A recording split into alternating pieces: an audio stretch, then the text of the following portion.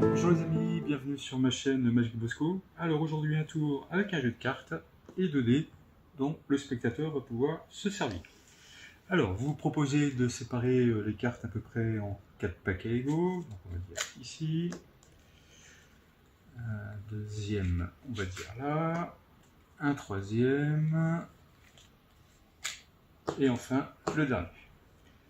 Une fois que c'est fait, vous demandez au spectateur dans quel ordre il veut qu'on empile les paquets. Donc le choix est complètement libre. Donc on va imaginer ici, comme ça, et enfin comme ça. Et là on va même mélanger un petit peu de façon à ce qu'il n'y ait pas de triche. Une fois que le mélange a été fait, vous proposez au spectateur de jeter les dés pour qu'il vérifie que ce soit des dés réguliers. Ce qui est le cas, je vous montre. Donc 4 et 3, 2 et 1, etc. Donc le prochain jeté correspondra au jeté du spectateur. Et on a donc un 4 et un 1 qui font 5. Donc on va compter 5 cartes. 1, 2, 3, 4 et 5. Vous proposez au spectateur de choisir n'importe quel dé et de prendre la face opposée. Imaginez qu'il prenne celui-ci et on retourne et on tombe sur un 3. Donc on va compter à nouveau 3 cartes. 1, 2, 3.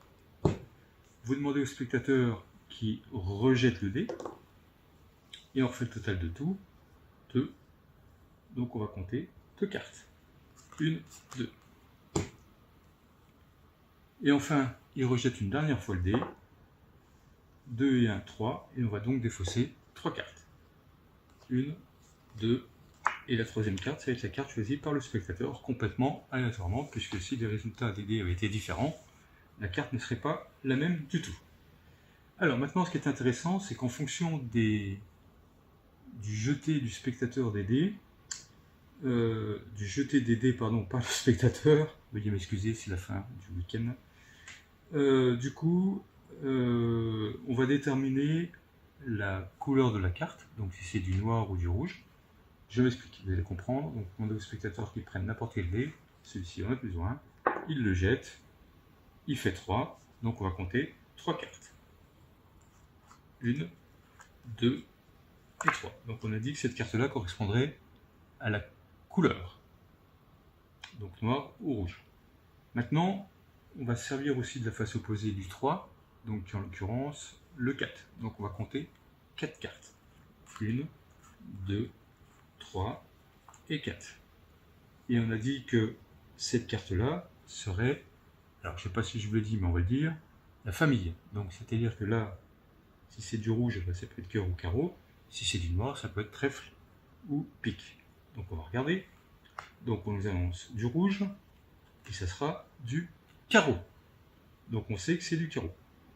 Maintenant, les cartes qui me restent ici depuis le début, on va les compter. 1, 2, 3, 4, 5. Donc ces cartes-là m'indiquent que c'est un 5 rouge de carreau. Donc avouez que ce serait quand même formidable si la carte choisie par le spectateur serait le 5 de carreau. Et effectivement, c'est bien le 5 de carreau. Voilà les amis, donc on peut bien sûr tout laisser à l'examen. Il n'y a rien de particulier. C'est un tour que je voulais vous faire profiter parce que je trouve surprenant. Dites-moi ce que vous en pensez. Si vous avez aimé, n'oubliez pas, on fait un gros pouce. Et je vous dis à bientôt pour de nouvelles aventures magiques. Ciao, ciao!